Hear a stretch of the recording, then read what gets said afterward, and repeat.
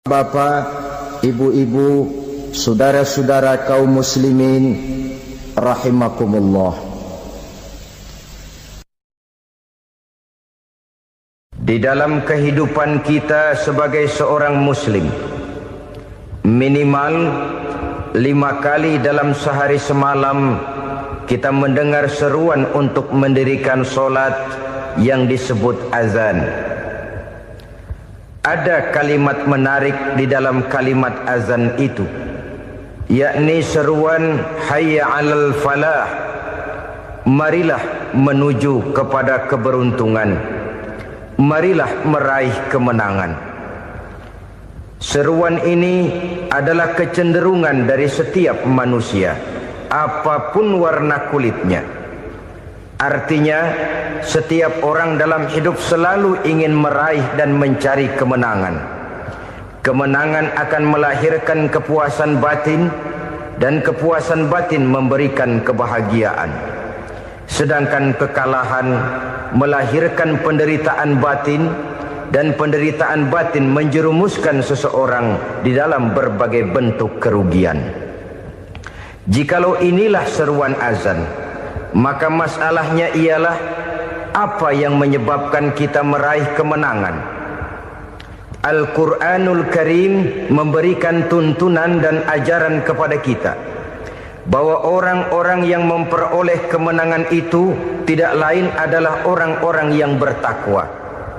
Hanyalah mereka yang bertakwa kepada Allah Subhanahu wa ta'ala pada akhirnya akan tampil sebagai pemenang. Lalu siapa orang yang bertakwa itu? Dijelaskan dalam awal-awal Al-Baqarah, orang yang bertakwa yang akan meraih kemenangan. Pertama, alladzina yu'minuna bil ghaib, yaitu orang-orang yang beriman kepada yang gaib, percaya bahwa ada alam yang gaib, alam yang abstrak, alam yang tidak bisa dijangkau oleh salah satu daripada panca indera kita. Mereka percaya dan beriman kepada adanya malaikat, beriman kepada adanya iblis dan jin, beriman kepada adanya alam kubur, beriman kepada adanya alam mahsyar, beriman kepada adanya alam akhirat, beriman kepada adanya surga dan neraka. Beriman bukan cuma sekedar beriman dalam ucapan bibir saja, tetapi beriman yang nilai iman itu mampu mewarnai gerak dan gaya hidupnya. Iman yang meresap sampai ke tulang sumsum, kemudian memberikan dampak positif di dalam kehidupan manusia. Alam, kita tahu, adalah sesuatu yang selain Allah. Dan Allah bukanlah alam. Apapun namanya selain daripada Allah, itu adalah alam. Alam pada hakikatnya terbagi menjadi 2. Ada alam syahadah, alam nyata, alam konkret, alam yang bisa dijangkau oleh salah satu indera kita. Kemudian ada alam ghaib, alam yang tidak bisa dijangkau oleh panca indera kita, alam metafisika, alam abstrak, alam yang wajib kita imani keberadaannya. Kita percaya bahwa malaikat itu ada. Kita percaya kepada jin, bahwa jin itu ada. Kita percaya kepada adanya iblis dan setan.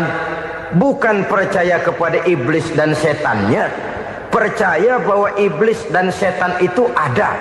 Itu termasuk salah satu daripada sifat orang yang bertakwa kepada Allah. Saudara-saudara kaum muslimin rahimakumullah, kecenderungan pembangunan yang lebih bersifat materialistis biasanya menggeser aspek kehidupan rohani. Orang berpikir empiri, dan dalam pola pikir yang demikian maka alam gaib tidak lagi mendapat perhatian. Aspek kehidupan yang bersifat rohaniah malah mulai ditinggalkan. Akibatnya terjadilah kepincangan di dalam kehidupan kita. Pernah ada satu pengalaman pribadi dalam perjalanan kembali ke tanah air. Dalam pesawat di sebelah kanan saya duduklah seorang Jerman, namanya Heiner Simonsen. Iseng saya ajak kenalan, saya ajak ngobrol, saya tanya dia. Saya bilang, Mas Heiner ini, kalau pesawat yang kita tumpangi ini jatuh ke bawah, kira-kira apa yang bakal terjadi, Mas? Dia bilang, kita semua akan mati. Begitu? Iya. Oke. Apa itu mati? Tanya saya. Dia bilang, untuk tahu apa itu mati, kita harus tahu lebih dahulu apa itu hidup. Saya pikir nih bule bisa ngomong juga. Baiklah kata saya. Apa hidup menurut Anda itu? Oh, hidup itu dia bilang, kalau seluruh anggota badan kita bekerja secara normal, paru-paru memompa darah secara normal, jantung berdetak secara normal, sel-sel tubuh bekerja secara fit, dan organisme tubuh hanya mau bekerja secara normal, dia bilang, kalau kita memberi makan yang cukup, menu yang teratur, dan gizi yang lengkap. Saya bilang, kesimpulannya apa, Ner? Dia jawab, hidup adalah dari tangan ke mulut. Life is from the hand to the mouth, kata dia. Hidup adalah dari tangan ke mulut. Jadi masalah hidup tidak lebih daripada masalah isi perut. Orang pergi pagi, pulang sore, peras keringat, banting tulang, perut yang dibelain. Saya bilang, you are wrong. Sampean salah, Ner. Kamu orang Islam bukan? Bukan. Pantas. Kenapa saya salah? Dia bilang, ya jelas salah. Salahnya di mana? Kamu ini manusia. Kalau hidup cuma dari tangan ke mulut, saya bilang, kambing di kampung saya juga begitu pikirannya, Ner. Itu kambing di kampung saya, asal perutnya kenyang, sudah hidup dia. Perkara besok bagaimana, lusa prospeknya macam mana, bulan depan ada apa, kambing nggak pernah mikir. Di kampung saya kambing juga pikirannya begitu. Kamu Kristen ya? Tadinya. Loh kok tadinya, lalu apa sekarang kamu ini? Dia bilang, sekarang saya netral. Saya tidak beragama, tapi saya percaya kepada Tuhan sebagai pencipta alam. Saya ingat benar dia bilang, I haven't any religious, but I believe to God as the creator of the world. Kenapa bisa netral begitu, Ner? Habis saya bingung katanya. Islam bilang Islam baik, Kristen bilang Kristen baik, Hindu Buddha bilang Hindu Buddha baik, semua agama baik. Saya netral sekalian, nggak beragama. Yang penting saya percaya kepada Tuhan. Saya bilang, Ner, kamu ini kayak orang mau beli celana, lalu bingung. Yang satu bilang Levi's bagus, yang satu bilang Blue Jean hebat, yang satu bilang Wool England hebat. Celana ini hebat, celana itu bagus, celana ini hebat, semua celana bagus, kamu bingung. Akhirnya netral, tidak pakai celana. Itu juga salah. Saya pikir-pikir, kemudian saya melihat bahwa dua pola berpikir Heiner ini nampaknya sudah mulai menggejala di lingkungan masyarakat bangsa kita.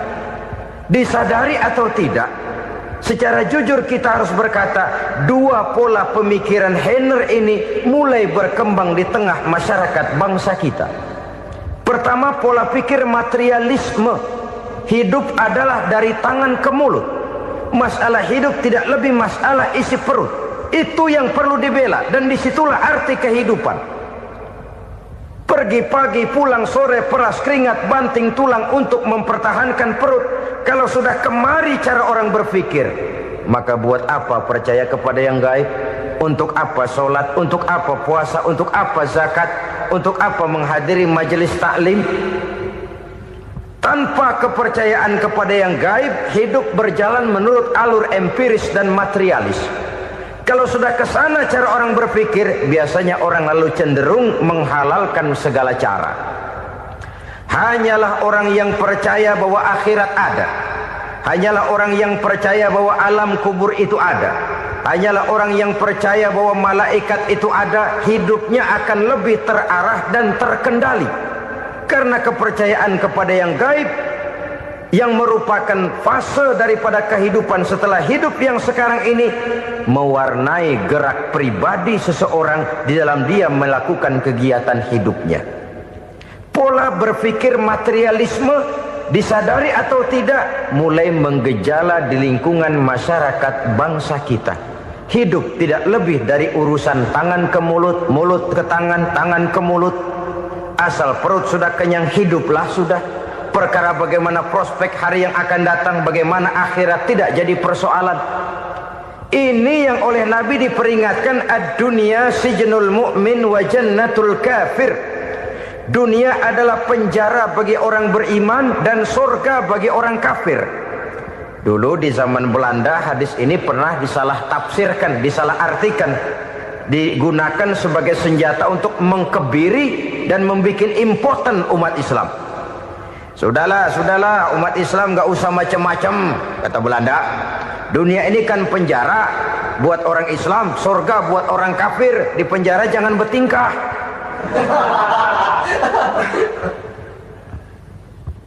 Pengertiannya tidak begitu. Dunia adalah penjara bagi orang mukmin. Artinya dalam kehidupan dunia seorang mukmin tidak bebas memperturutkan hawa nafsunya. Dipenjara hawa nafsunya itu. Sebaliknya surga bagi orang-orang kafir. Buat orang kafir surgalah dunia ini. Mereka bebas memperturutkan hawa nafsunya, dilarang tidak terlarang, dicegah pun tidak tercegah. Mereka hidup menurut alur bisikan nafsu mereka sendiri. Kemudian bila ajal datang, maut merenggut nyawa, selesailah surganya sampai di situ. Maka bagi orang-orang yang tidak percaya kepada adanya akhirat, kepada adanya alam gaib, surganya sebatas umurnya. Sekali lagi, surganya sebatas umurnya. Bila umur selesai, ajal pun datang merenggut nyawa, selesailah sudah surganya sampai di situ. Alangkah pendeknya perjalanan orang-orang yang tidak percaya kepada alam gaib ini. Bagi kita mukmin, jikalau kita mampu memenjarakan hawa nafsu, kita bisa bahagia di dunia ini. Dan Islam memang tidak menyuruh kita sengsara di dunia. Raih dunia, kejar dunia, gapai dunia sebagai alat untuk mencapai kebahagiaan di akhirat nanti. Hidup adalah satu perjalanan panjang yang terbentang sejak kita terlahir dari alam rahim sampai kepada alam akhirat nanti. Andai kata kita gagal meraih kebahagiaan di dunia, toh kita masih punya akhirat. Tapi jangan jadi dalil yang melemahkan semangat. Biarin dah kita di dunia kebelangsak, yang penting akhirat. Akhirnya dunia benar-benar kebelangsak. Bagaimana dunia ini bisa kita raih, dan bagaimana meraih dunia untuk menunjang kepentingan akhirat nanti. Yang kedua, dari pikiran Heiner yang saya lihat menggejala di lingkungan masyarakat bangsa kita, timbulnya manusia-manusia netral. Seolah-olah Tuhan yes, agama no. Sama Tuhan percaya, agama ogah. Tuhan ngangguk, giliran agama godeng. Padahal hampir dalam setiap ayat dalam Quran, kata-kata amanu biasanya bergandeng dengan wa amilus sholihat. Iman dan amal soleh. Ini sebagai isyarat Tuhan dan agama jangan pernah dipisah-pisah.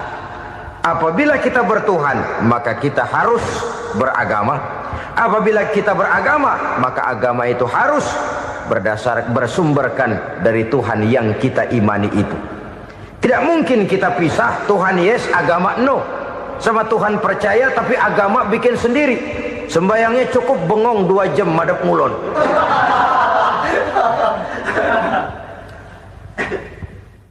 Saudara-saudara kaum muslimin rahimakumullah. Jadi dengan demikian, agama yang kita akui merupakan unsur mutlak di dalam pembangunan sekarang ini, merupakan bagian dari kehidupan yang menuntun kita bahwa di balik alam nyata ini, di balik alam syahadah ini ada alam gaib. Dan mudabbir, murabbi, yang mengatur, yang menguasai, yang memelihara, baik dia alam nyata, baik dia alam gaib, tidak lain adalah Allah Subhanahu wa ta'ala. Di sana ada satu super power, satu maha kekuatan yang kita perlu bersandar kepadanya. Sebagai makhluk nyata yang hidup di alam nyata, berbuatlah secara nyata sebagaimana harusnya kita berbuat. Karena Islam jelas bukan agamanya orang pemalas. Islam jelas bukan agamanya orang yang mengajarkan setelah selesai sholat boleh duduk, nggelenggem ayam-ayam, ndelohom, menghitung bintang di langit sambil menunggu keajaiban. Tidak. Islam adalah agama yang mengajarkan apabila sholat sudah selesai kamu kerjakan, bertebaranlah di permukaan bumi, cari karunia Tuhanmu. Jangan hidup berpangku tangan menunggu keajaiban. Karena hidup bukan undian. Jangan berharap untung besar tanpa mau peras keringat. Tapi di sebalik itu toh kita juga harus yakin bahwa di sisi usaha nyata yang kita lakukan ada satu super power, satu maha kekuatan gaib yang menentukan berhasil dan tidaknya usaha kita. Kepercayaan kepada hal semacam inilah yang mendorong kita untuk mempunyai sandaran vertikal, agar jikalau usaha ini berhasil, kita tidak lupa diri dan lupa daratan. Jikalau usaha ini gagal, kita tidak putus asa dan buruk sangka, tidak cupik pandangan dan sempit hati, tapi mampu melihat persoalan dengan kacamata putih sambil husnuzon kepada Allah Subhanahu wa ta'ala. Kita percaya malaikat itu ada. Ada yang namanya Raqib dan Atid, mengawasi gerak hidup kita sampai kepada gerak hati kita. Ini memberikan sugesti agar kita berhati-hati. Tidak sejengkal tanah pun kita bisa berlindung dari pengawasan Raqib dan Atid. Ada Munkar Nakir yang akan menyoal kita di alam kubur. Ada malaikat Malik, penjaga neraka. Ada malaikat Ridwan yang menjaga surga. Kita percaya kepada adanya jin, kita percaya kepada adanya setan, iblis. Percaya kepada adanya, bukan mempercayai si setan, si iblis lalu menjadikannya sebagai teman. Tidak. Percaya bahwa mereka itu ada dan merupakan makhluk Allah yang gaib yang diciptakan Allah Azza wa Jalla. Kepercayaan kepada alam gaib memberikan motivasi terhadap gerak lahir manusia, sehingga dengan motivasi kepercayaan kepada yang gaib, gerak lahir jadi lebih terarah, jadi lebih terpelihara. Pernah seseorang bertanya, "Pak, apakah adanya akhirat bisa dibuktikan secara ilmiah?" Saya bilang tidak bisa, tidak bisa. Kenapa? Karena yang berangkat nggak pernah pulang kembali lagi. Kalau dia pulang kemari bisa kita tanya bagaimana enak di sono. Cuma secara moral saya katakan, lebih beruntung orang yang percaya kepada akhirat daripada yang tidak. Sekarang saudara percaya akhirat ada, lalu saudara baik-baik di dunia, sholat, puasa, zakat, menolong orang lain, menebarkan kebajikan. Saudara mati, andai kata akhirat tidak ada, toh dalam hidup saudara sudah berbuat baik. Paling tidak nama saudara akan dikenang sebagai orang baik. Sebaliknya, saudara percaya, kata saya, bahwa akhirat tidak ada, lalu hidup semau-maunya, tenggelam dalam maksiat dan munkarat, menentang Allah, tidak mau ruku dan sujud. Lalu saudara mati, kemudian akhirat ada. Ayo, mau apa? Bekal tidak punya. Jadi secara moral lebih beruntung orang yang percaya kepada adanya akhirat daripada yang tidak percaya. Dan itu alam gaib yang tidak bisa dibuktikan secara eksat. Jangankan untuk membuktikan seperti itu, dalam kehidupan sehari-hari saja yang kita rasakan tidak selalu berbentuk toh. Angin, bagaimana sih bentuknya angin? Kita tidak tahu. Merah, buktinya kalau dikerok merah. Yang merah itu kulit, yang kulit kita bukan anginnya. Sakit, rasa sakit itu ada, tapi bagaimana bentuk sakit kita nggak pernah tahu. Kalau kita makan cabai pedas, bagaimana bentuk pedas itu tidak ada, tapi rasa ada. Bentuk pedas hijau, cabenya bukan pedasnya. Tidak semua yang kita rasakan bisa kita gambarkan dalam bentuk yang konkret. Oleh karena itu, sekali lagi bahwa kepercayaan kepada alam yang gaib mampu memberikan satu sugesti yang menata kehidupan seseorang lebih lurus, lebih terarah, dan lebih terkendali. Maka wajar kalau kepercayaan kepada yang gaib mengantarkan seseorang untuk meraih kemenangan. Kenapa? Dia percaya kepada yang gaib, bahwa akhirat ada, bahwa alam kubur ada, bahwa pertanggungan jawab itu ada. Maka dia lalu tidak hidup saenae udele dewe, itu loh. Tidak hidup menurut seleranya sendiri, terarah, teratur. Ini cirinya yang pertama. Orang bertakwa yang akan meraih kemenangan, mereka beriman, mereka percaya kepada yang gaib. Bahkan hal-hal konkret saja selalu berangkat dari yang gaib. Saudara-saudara, para remaja, para pemuda sekarang ini tidak pernah tahu toh siapa yang akan jadi teman hidup saudara. Kita bisa saja ngerancang, mentargetkan, tapi toh akhirnya yang namanya jodoh bukan kekuasaan kita. Rezeki di luar kemampuan kita. Begitu juga ajal. Maut, jodoh, ajal adalah contoh-contoh konkret bahwa pada akhirnya yang gaiblah yang menentukan. Bertahun-tahun ngelancong, emang jodoh seret, nggak jadi.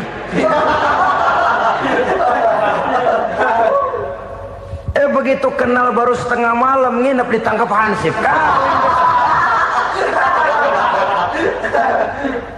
Hal-hal semacam itu kadang-kadang kita berpikir suuzon, gilet, perempuannya cakep banget, lakinya rebek amat. Memang begitulah jodohnya. Memang begitulah jodohnya. Saudara hadirin ma'asyiral muslimin yang saya hormati, jadi hal-hal yang konkret saja kita yakini sepenuhnya ditentukan oleh satu superpower yang gaib itu tadi. Dari sanalah segala ketentuan itu berangkat dan kesanalah segalanya akan kembali. Maka kepercayaan kepada yang gaib meluruskan gerak hidup seseorang dan itu akan mengantarkan dia kepada meraih kemenangan. Satu. Yang kedua, wa yuqimuna shalah. Orang bertakwa yang akan meraih kemenangan itu adalah orang-orang yang mendirikan sholat. Kenapa sholat mengantarkan orang untuk meraih kemenangan? Yang jelas, inna sholata tanha anil fahsya'i wal munkar. Sholat mampu mencegah manusia dari perbuatan keji dan munkar. Banyak filsafat hidup yang terkandung di dalam sholat ini. Sejak kita wudhu sampai kita menghadap ke arah kiblat, sampai kita melakukan gerak-gerak sholat, bacaan-bacaan yang ada di dalam sholat, lalu sampai kepada mengucapkan salam. Banyak filsafat hidup yang terkandung di dalam sholat. Umpamanya saja, setelah takbiratul ihram mulai kita dengan sholat dalam posisi berdiri, diajarkan dalam kitab-kitab fikih agar kita melihat ke arah tempat sujud. Ini kan filsafat kehidupan. Kalau kamu sholat dalam posisi berdiri, lihat tempat sujud. Jangan sholat mata jelalatan, sebab nanti bisa mengurangi kekhusyuan.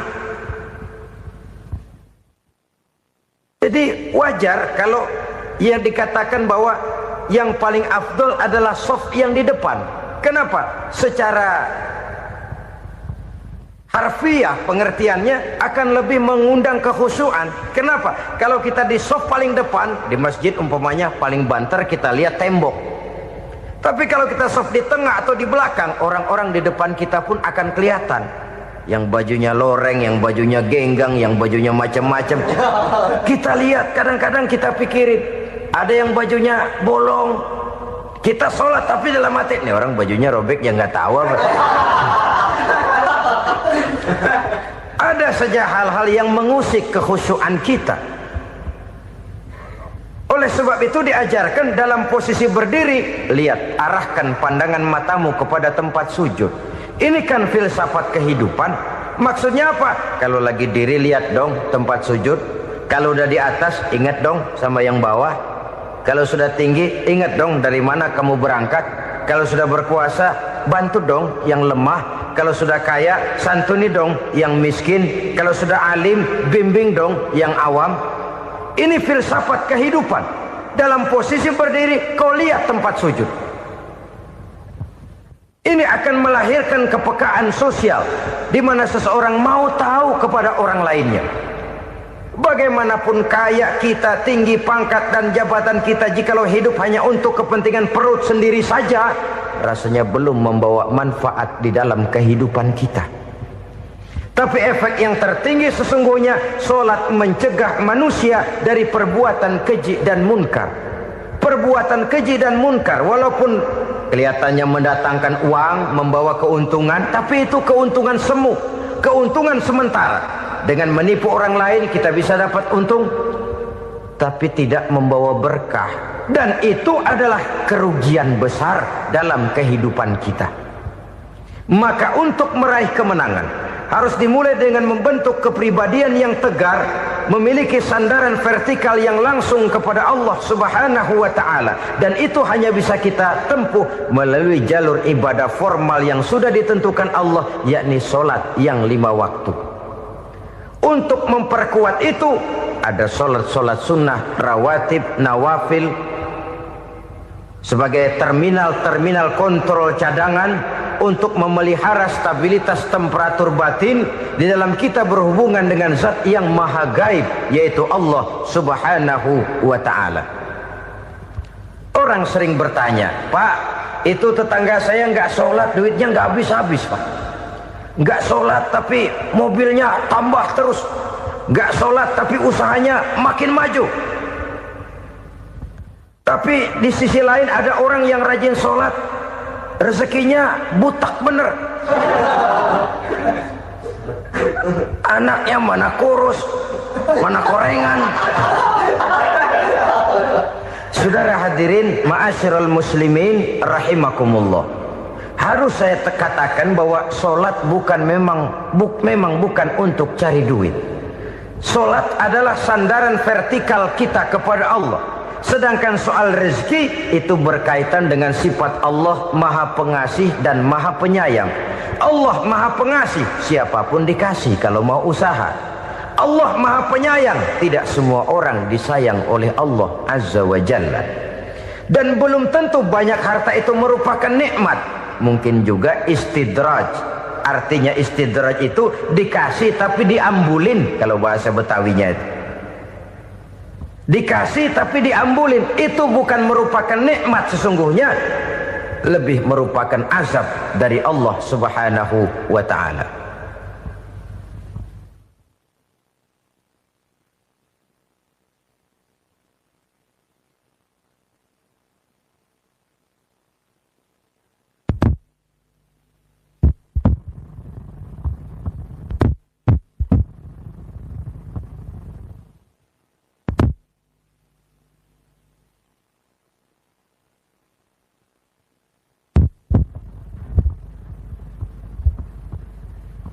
Agama mempunyai sistem solat, dan kita umat Islam telah dituntun oleh Allah Subhanahu wa ta'ala yang wajibnya 5 kali dalam sehari semalam mendirikan solat, dan itu tentu berada dalam jangkauan kemampuan manusia.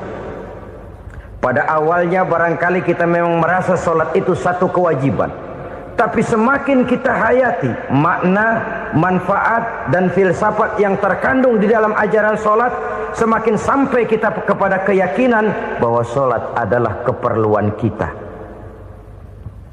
Sehingga pada waktu tertentu dinilai puncaknya, kita tidak lagi akan berkata saya wajib solat, tapi kita akan berkata saya perlu solat. Kalau kita sudah merasakan itu adalah keperluan kita, nah di sanalah kita baru akan merasakan ruginya kalau hal itu tidak kita laksanakan. Sepanjang kita masih berkata saya wajib sholat, kita akan lebih merasakan dia sebagai beban ketimbang sebagai keperluan. Yang jelas Allah tidak memerlukan ibadah yang kita laksanakan ini. Dengan kata lain,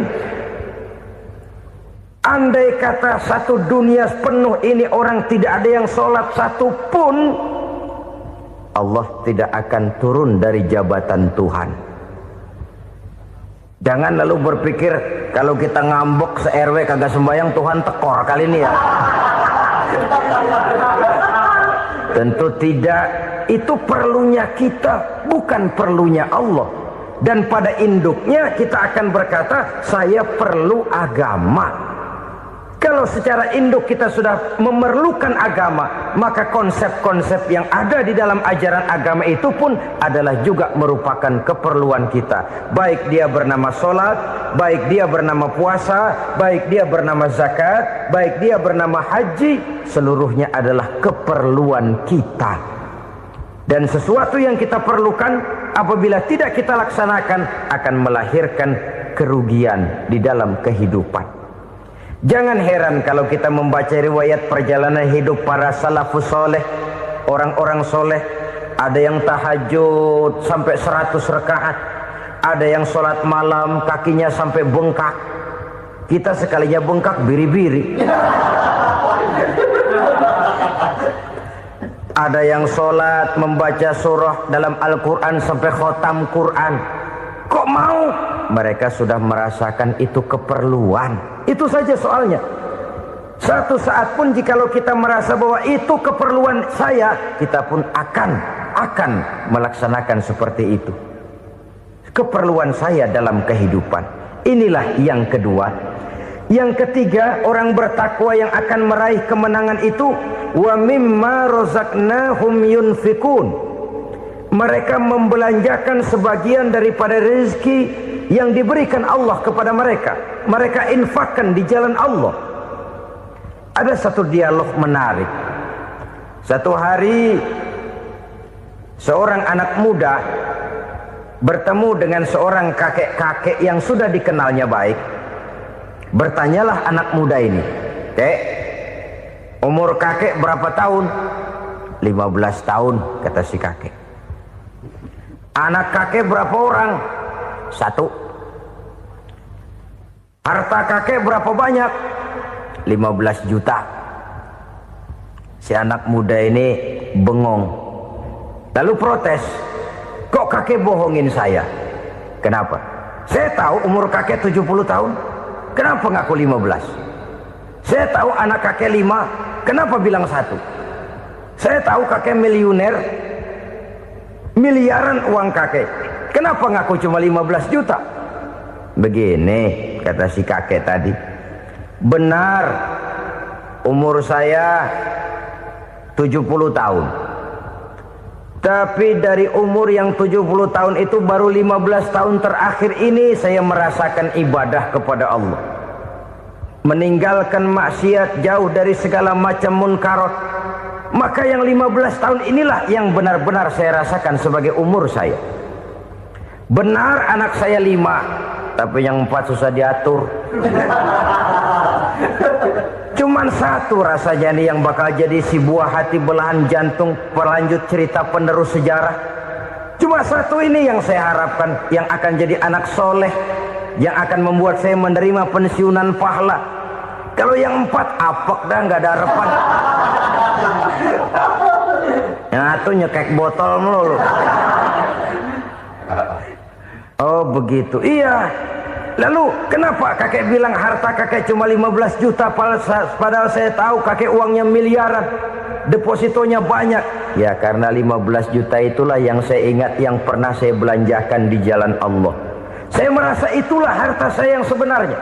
Yang miliaran yang saya simpan di bank kelak, kalau satu saat saya mati akan jadi rebutan di antara anak-anak saya. Iya kalau anak saya soleh kayak yang 1 ini. Kalau yang 4 tadi udah tulen dia bakal berantem dah berebut tuh. Jadi 15 juta yang saya belanjakan di jalan Allah inilah yang saya merasakan benar-benar harta saya yang sesungguhnya. Dialog ini patut menjadi bahan renungan kita bersama.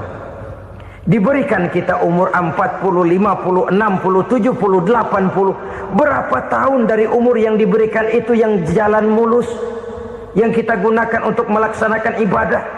Banyak harta kita simpan di bank, di lemari, di dompet, di tas. Tapi berapa yang sudah kita depositokan di jalan Allah yang akan menemani kita di hari kita kembali nanti? Maka orang bertakwa yang akan meraih kemenangan, wa mimma razaqnahum yunfikun, mereka membelanjakan sebagian dari rezeki yang diberikan Allah di jalan Allah subhanahu wa ta'ala. Ma'asyiral muslimin rahimakumullah, zahirnya memang kita memberikan kepada orang lain, tapi hakikatnya kita menyimpan untuk diri kita sendiri. Kita memberikan kepada yatim piatu 25.000. Zahirnya kita memberikan si yatim, hakikatnya kan kita cuma nyimpan. Saya berikan, titip kepadamu, ini untuk saya di akhirat. Kau boleh belikan baju, kau boleh belikan untukmu makan, kau boleh bayarkan sekolahmu. Ini untuk saya. Hakikatnya kita nyumbang masjid 1 juta, zahirnya kita berikan kepada panitia masjid, tapi hakikatnya kan cuma titip. Titip 1 juta ya, untuk saya di alam kubur nanti. Silahkan kau boleh belikan semen, ini uang, belikan besi, belikan pasir. Saya cuma sekedar titip untuk kepentingan saya. Hakikatnya kita cuma sekedar menitip. Sebagaimanapun pada hakikatnya, apapun yang kita miliki dalam kehidupan kan cuma sekedar hak guna pakai, bukan hak milik mutlak. Harta kita, rumah kita, kendaraan kita, kebun kita, pabrik kita, hak guna pakai saja. Hak milik mutlak cuma untuk Allah subhanahu wa ta'ala. Saudara-saudara kaum muslimin rahimakumullah, ini yang ketiga. Kemudian yang keempat, orang-orang bertakwa yang akan meraih kemenangan, allazina yu'minuna bima unzila ilaika, mereka yang beriman, mereka yang percaya kepada apa yang telah diturunkan kepadamu Muhammad, ay Al-Quran, yakni Al-Quranul Karim.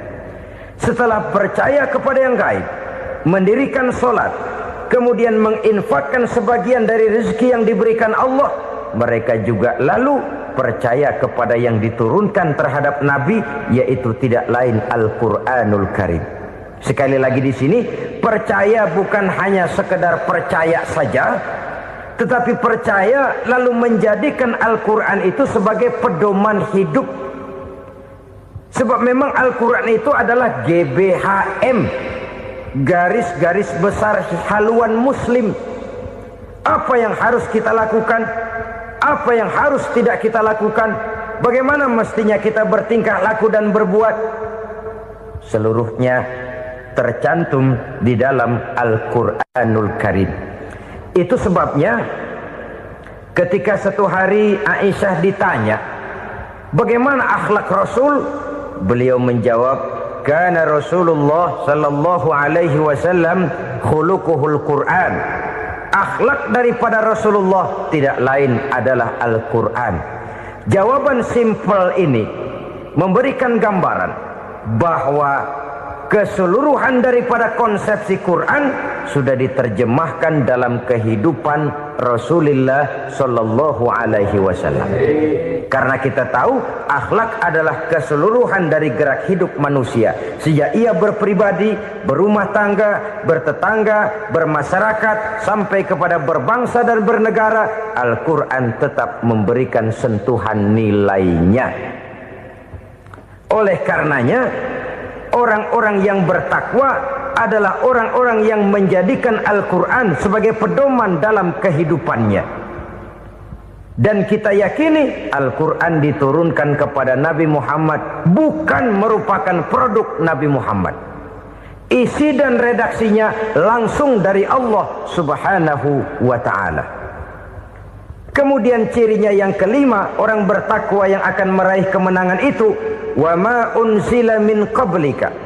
Tidak hanya sekedar percaya kepada yang diturunkan terhadap Nabi Muhammad, yaitu Al-Quran, mereka juga percaya kepada apa yang pernah diturunkan kepada para nabi, kepada para rasul sebelum Nabi Muhammad. Percaya kepada adanya suhuf, percaya kepada adanya Taurat, percaya kepada adanya Injil, percaya bahwa Allah dahulunya sudah menurunkan Taurat kepada Musa, percaya bahwa Allah sudah menurunkan Injil kepada Isa, percaya Injil ada, Taurat ada, diturunkan Allah untuk Isa dan Musa, tetapi tidak wajib mengamalkannya karena kita sudah diberikan Al-Quranul Karim. Ini yang perlu saya garis bawahi. Kita percaya Allah telah menurunkan Injil dahulu kepada Isa.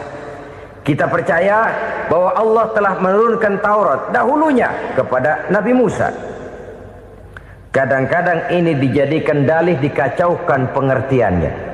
Quran saja mengajarkan bahwa orang yang bertakwa harus percaya kepada Injil, maka pakailah Injil. Apalagi kalau ayat sebelumnya ditilap, dihapus, dihilangkan, Injilnya yang ditekankan, maka akan terjadilah penekanan yang salah arah. Karena salah arah akhirnya bisa merusak dan menghancurkan akidah. Ketika Rasul suatu saat pernah ditanya orang, "Ya Rasul, bagaimana sikap kita sebagai muslim terhadap Injil yang ada sekarang?" Beliau menjawab, "La tukadzibuhu jami'an wa la tusaddiquhu jami'an." Jangan didustakan seluruhnya, jangan juga dibenarkan semuanya. Artinya, ini sudah merupakan gambaran dari Rasul bahwa dalam Injil yang ada sekarang masih ada ajaran-ajaran tauhid yang dibawa oleh Nabi Isa dan diajarkan kepada umatnya. Tapi juga dalam Injil yang sekarang ini sudah terkena intervensi dan investasi manusiawi. Karena itu Rasul menyimpulkan, la tukadzibuhu jami'an wa la tusaddiquhu jami'an. Jangan didustakan semua, jangan dibenarkan seluruhnya. Kita memang percaya Allah telah menurunkan Injil kepada Nabi Isa dulu, tapi kita tidak wajib mengamalkan Injil. Kita percaya Allah telah menurunkan Taurat kepada Nabi Musa, tapi kita tidak wajib mengamalkan kitab ajaran Taurat. Yang wajib kita percayai dan kita amalkan hanyalah Al-Quranul Karim. Kenapa? Oleh karena baik yang ada di dalam Taurat, baik yang ada di dalam Injil, tentu tercakup di dalam Al-Quran sebagai kitab terakhir yang diturunkan oleh Allah Subhanahu wa Ta'ala. Dan itu wajar. Kalau seorang pejabat mau mengeluarkan satu keputusan baru, tentu dia harus meninjau keputusan-keputusan lama. Andai kata dianggap tidak berlaku, dianggap tidak relevan lagi, maka keputusan-keputusan lama itu tentu sudah dianggap tidak berlaku. Sebagian daripada aturan-aturan dalam keputusan lama yang masih dianggap relevan tercantum dalam keputusan baru yang wajib diamalkan. Begitulah hubungannya antara Al-Quran, Taurat, Zabur, dan Injil. 4 kitab samawi yang diturunkan Allah masing-masing kepada Zabur untuk Nabi Daud, Taurat untuk Nabi Musa, dan Injil untuk Nabi Isa alaihi wassalatu wassalam. Ketiga-tiga kitab itu kita percayai adanya. Kita yakini Allah telah menurunkan Zabur, Taurat, dan Injil. Tapi kita tidak wajib mengamalkannya. Yang wajib kita mengamalkannya sekarang ini tidak lain hanyalah Al-Quranul Karim saja. Karena ia mencakup apa yang ada di dalam Zabur, apa yang ada di dalam Taurat, dan apa yang ada di dalam Injil. Keotentikannya bisa dipertanggungjawabkan. Ya, tapi kan Nabi Muhammad sudah mati 14 abad yang lalu, dan di zaman beliau Al-Quran kan belum dikodifikasikan, belum ditulis. Bagaimana keotentikannya bisa dipertanggungjawabkan? Mudah saja. Allah berjanji, "Inna nahnu nazzalna dzikra wa inna lahu lahafizun." Kami yang menurunkan Al-Quran dan kami yang akan menjaga dan memeliharanya. Allah turunkan Quran, Allah menjaganya. Bagaimana cara Allah menjaga Al-Quran itu? Banyaknya orang-orang yang hafaz Al-Quran. Hafaz Al-Quran 30 juz, 114 surah, 6.666 ayat. Sehingga jangankan satu kata, Jangankan satu ayat, satu kalimat saja berubah, sudah akan timbul reaksi dan mudah dimengerti. Kenapa? Banyak orang-orang yang hafaz Al-Quran. Sedangkan pada setiap akhir tahun biasanya malaikat Jibril selalu mengadakan checking terhadap ayat-ayat yang diturunkan pada waktu itu. Di zaman Nabi sendiri sudah ada usaha kodifikasi. Dan yang lebih luar biasa lagi, sampai hari ini tidak seorang pun mampu membuat satu ayat saja semacam Al-Quran. Ke bahasa manapun dia diterjemahkan, naskah aslinya tetap ikut. Rujukan dasarnya tetap ada. Berdasarkan itu, maka tidak mungkin terjadi penyelewengan terhadap atau pemalsuan terhadap ayat-ayat Al-Quranul Karim. Kesuciannya, keotentikannya, kemurniannya bisa dipertanggungjawabkan. Ma'asyiral muslimin rahimakumullah. Oleh karenanya, konsepsi dasar daripada ajaran Islam ini memang tidak lain adalah Al-Quran dan Sunnah. Isi daripada agama Islam yang merupakan iman, Islam dan ihsan, konsepsi dasarnya tidak lain adalah Al-Quran dan Sunnah Rasulullah Sallallahu Alaihi Wasallam. Maka yang kita perlukan sekarang ini adalah terjemahan Al-Quran di dalam kehidupan kita. Dengan demikian, maka gaya kehidupan yang lebih Qurani itulah yang kita dambakan. Kita perlu memang terjemahan Quran dalam bahasa Inggris, dalam bahasa Belanda, dalam bahasa Jepang, tapi yang lebih kita perlukan adalah terjemahan Quran di dalam kehidupan kita. Konsekuen, tidak memanipulasi, ringan sama kita jinjing, berat sama kita pikul. Jangan kalau lempengan ayat Quran itu kira-kira enak diamalin, keras teriakan kita. Giliran kira-kira ayat Quran itu mukul kepala kita sendiri, diam kita. Itu ciri yang pernah disindir Allah dalam awal-awal Baqarah juga. Ciri beragamanya orang yang munafik. Kullama adha'a lahum masyawfih, kata Allah. Wa iza azlama alaihim qamu. Apabila terang mereka jalan, apabila gelap mereka berhenti. Artinya, kalau kira-kira di Islam nguntungin, rame-rame pada teriak Islam. Tapi ketika diminta untuk berjuang, ketika dituntut untuk berkorban, rame-rame mengundurkan diri. Nasib agama tidak ubahnya seperti daun pisang yang dikait orang di tepi jalan lantaran tak berpayung di ketika hari hujan.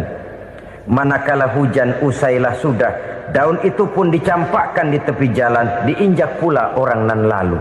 Artinya, orang menjadikan agama cuma sebagai lipstick, decoration only, tidak konsekuen.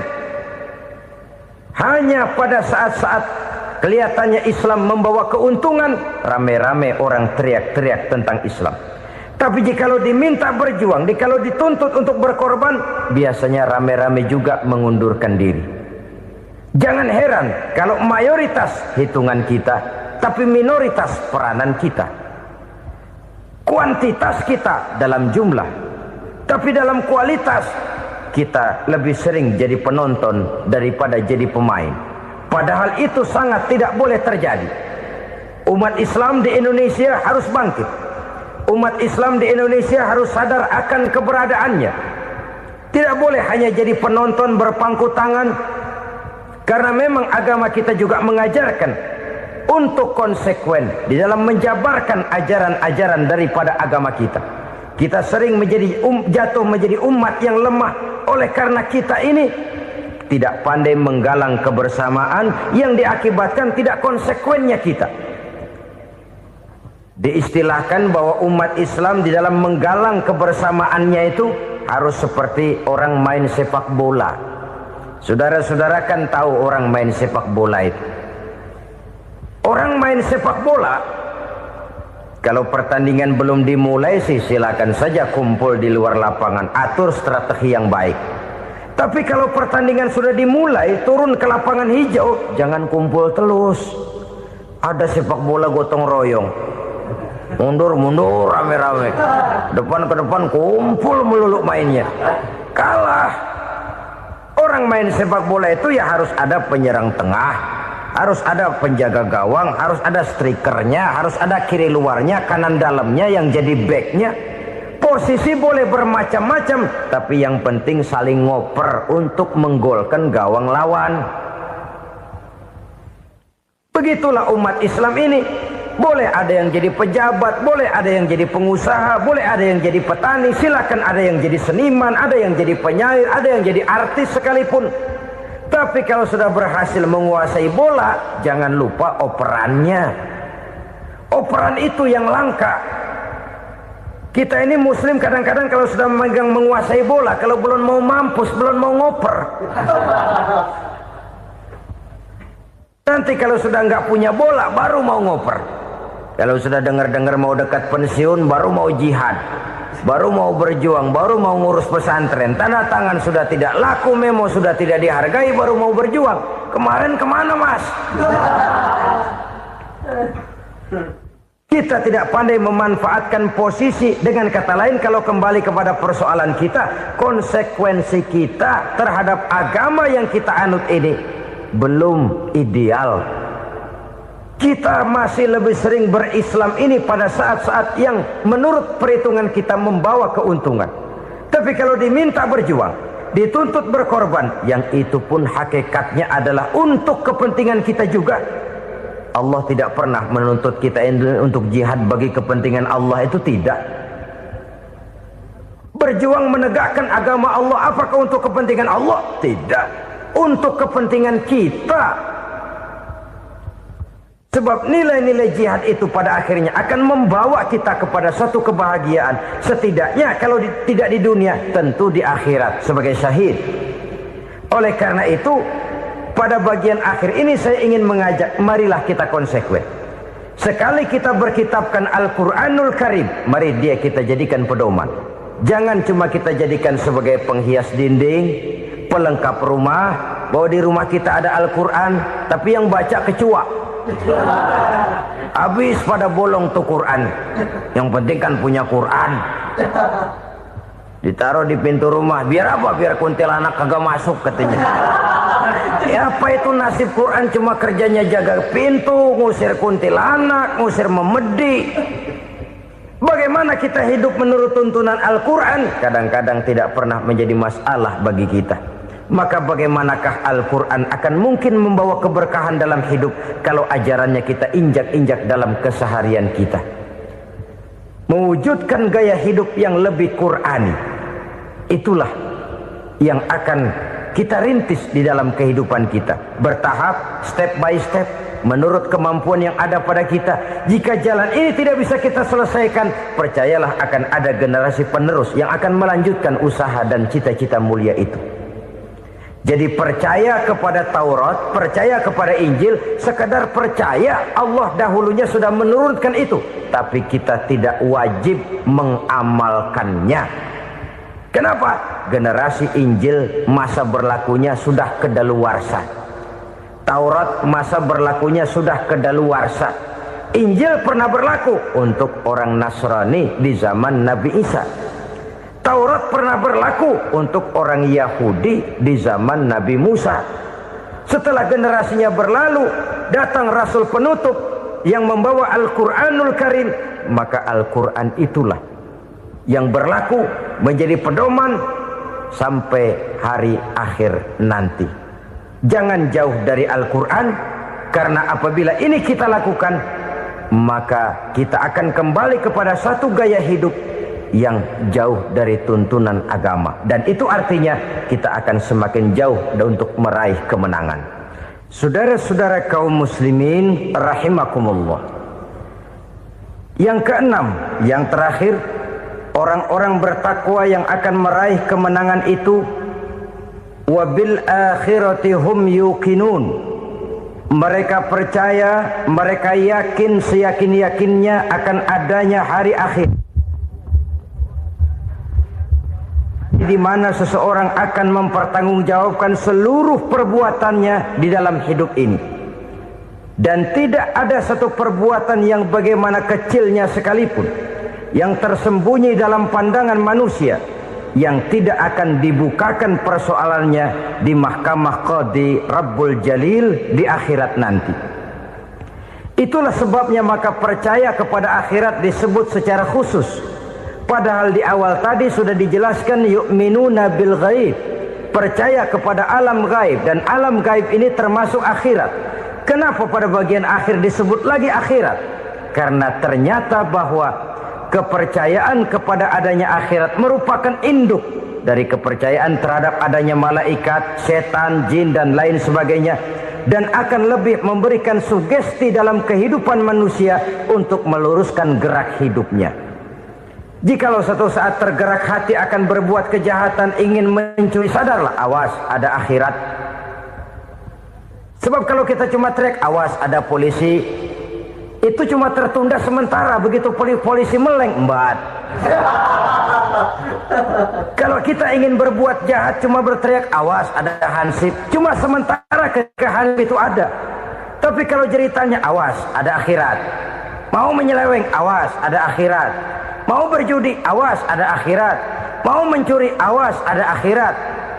Keyakinan yang akan meluruskan gerak hidup manusia sehingga gerak itu jadi lebih terarah dan terkontrol, tidak merugikan baik diri sendiri, lebih-lebih orang lain. Ternyata bahwa kepercayaan kepadanya adanya hari akhirat sanggup menjadi sumber daya kontrol dari kehidupan manusia, sehingga ia tidak terjebak dalam perbuatan maksiat dan munkarat. Saudara-saudara kaum muslimin, inilah saja yang kita bicarakan pada pertemuan kali ini.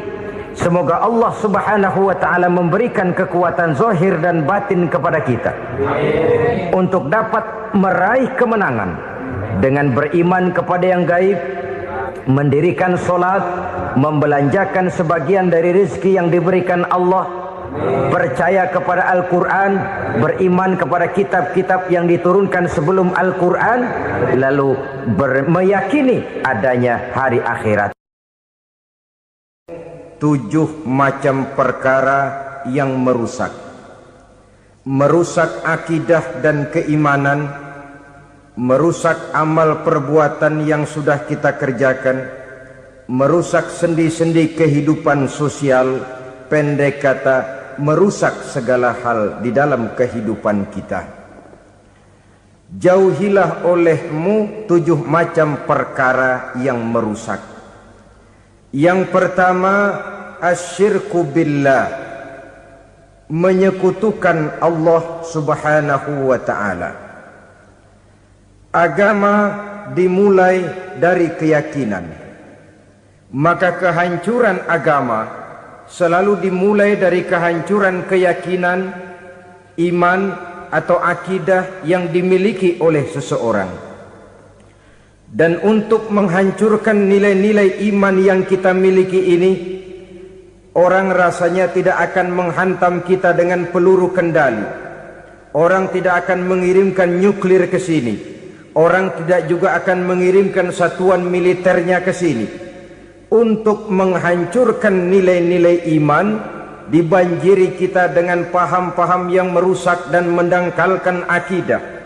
Baik ia bernama materialisme, baik ia bernama sekularisme, baik ia bernama banjirnya maksiat dan munkarat, baik ia bernama banjirnya peradaban dan kebudayaan yang menghancurkan moral daripada anak-anak kita, sedikit demi sedikit melenturkan dan melunturkan nilai-nilai keimanan kita, untuk kemudian pada waktunya nilai iman itu akan bertukar dan berganti menjadi nilai syirik kepada Allah subhanahu wa ta'ala. Atau pada sisi lain, menjadikan yang selain Allah sebagai tujuan akhir daripada kehidupan kita. Sedangkan kita sama-sama maklum bahwa di dalam pandangan agama Islam, dosa yang tidak berampun, dosa yang terbesar, termasuk dalam kategori bapak moyangnya dosa, tidak lain adalah syirik, yakni menyekutukan Allah subhanahu wa ta'ala. Pola penghancuran iman ini memang berstrategi. Ditawarkan kita kepada paham materialisme, paham kebendaan, di mana otak menempati urutan sebagai ranking pertama, Tuhan jatuh pada urutan kedua. Lalu menyusul kepada paham sekularisme, Allah dipisahkan dari seluruh kegiatan hidup ini, untuk pada gilirannya menjadikan yang selain Allah sebagai tujuan akhir daripada seluruh kegiatan hidup kita. Oleh karenanya, kewajiban menjaga nilai-nilai iman ini merupakan kewajiban yang mulia tetapi berat, tidak hanya untuk kita, tetapi juga bagaimana mewariskannya kepada anak-anak kita, generasi yang akan datang.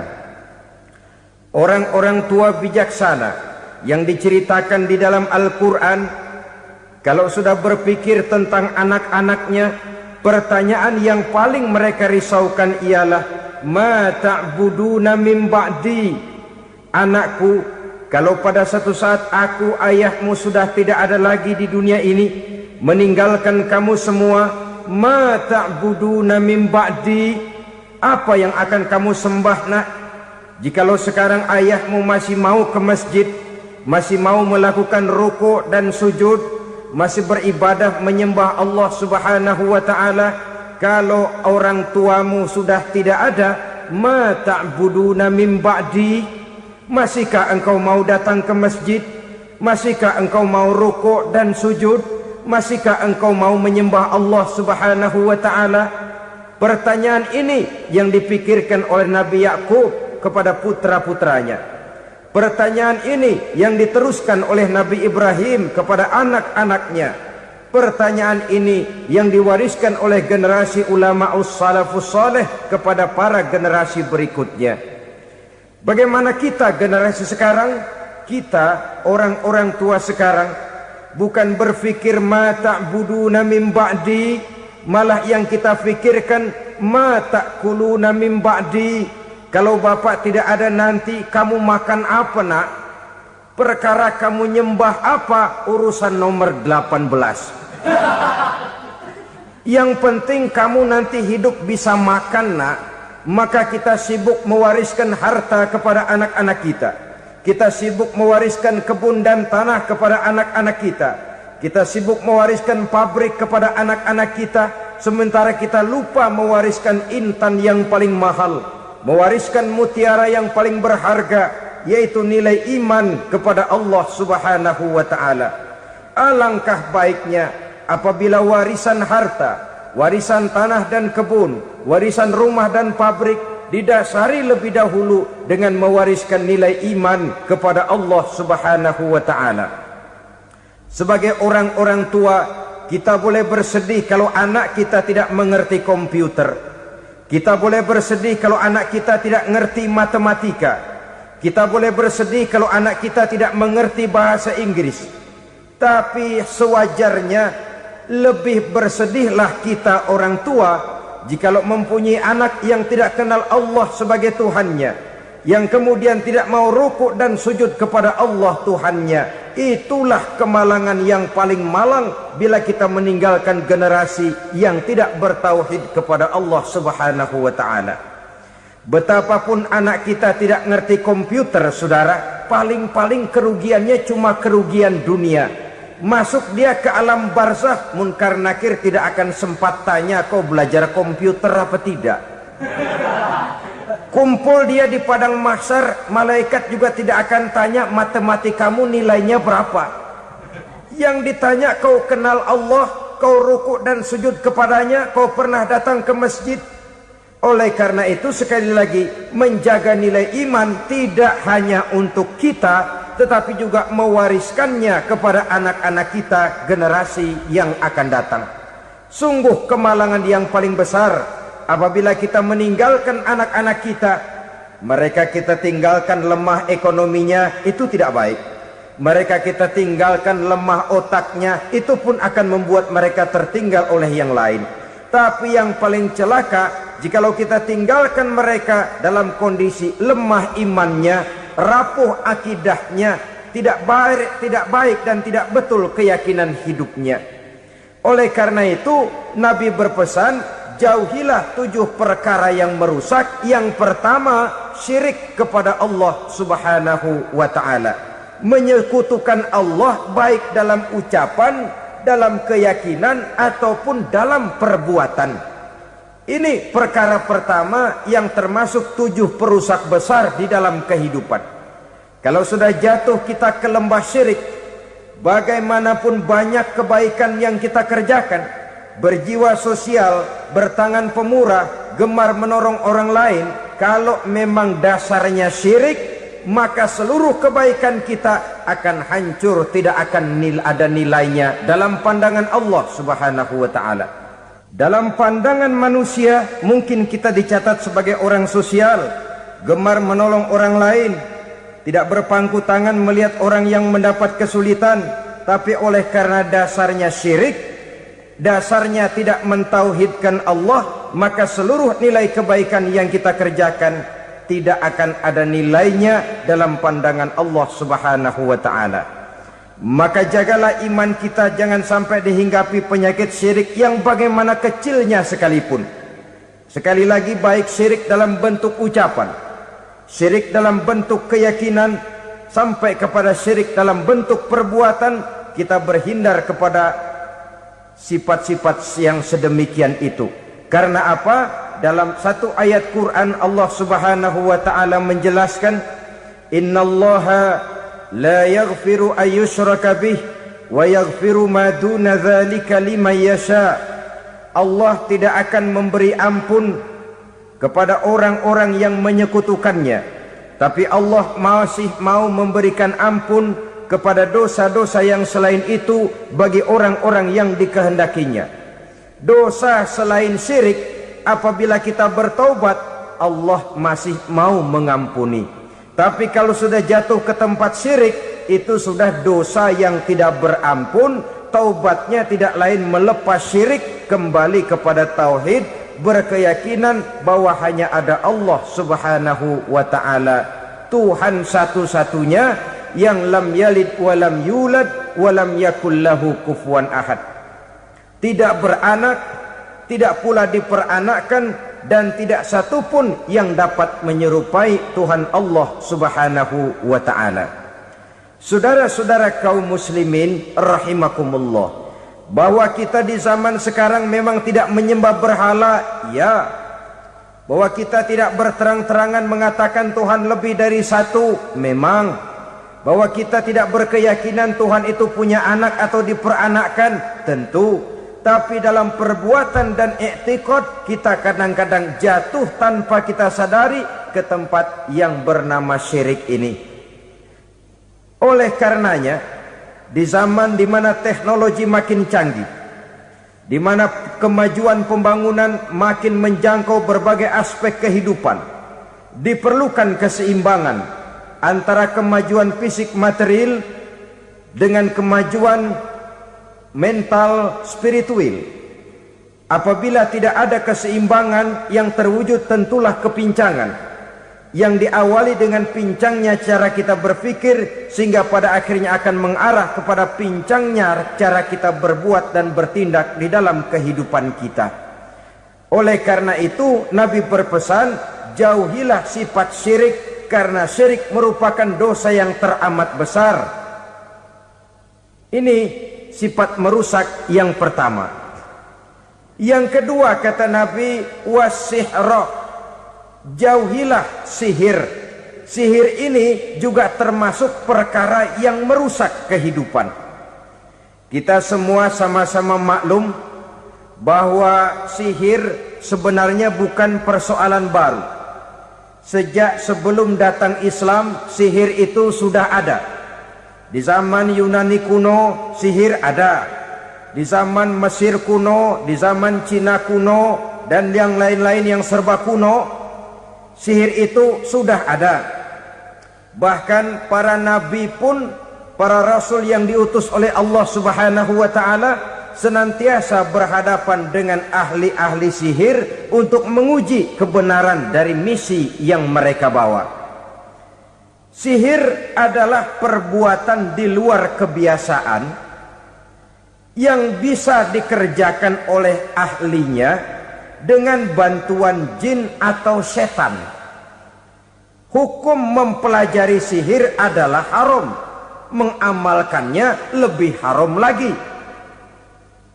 Sebab itu saudara-saudara, sihir merupakan perbuatan merusak yang harus kita jauhi. Ciri-ciri daripada perbuatan sihir, pertama, ia mengandung tipuan, bayangan khayal. Di zaman Nabi Musa misalnya, orang melihat tambang-tambang itu seperti ular. Nabi Musa melayangkan tongkatnya menjadi ular-ular besar yang memakan ular-ular kecil ciptaan tukang-tukang sihir Fir'aun tadi. Lalu sihir bisa terjadi dengan bantuan jin kafir atau setan. Kemudian ciri yang ketiga, sifatnya halus dan tersembunyi. Taruh kata ada seorang ahli sihir yang mempergunakan ayat-ayat Quran sebagai jompa-jampe, sebagai baca-bacaan, itu cuma sekedar kedok. Tujuannya tidak lain menjadikan agama sebagai kedok untuk membenarkan cara yang dimurkai oleh Allah Subhanahu wa ta'ala.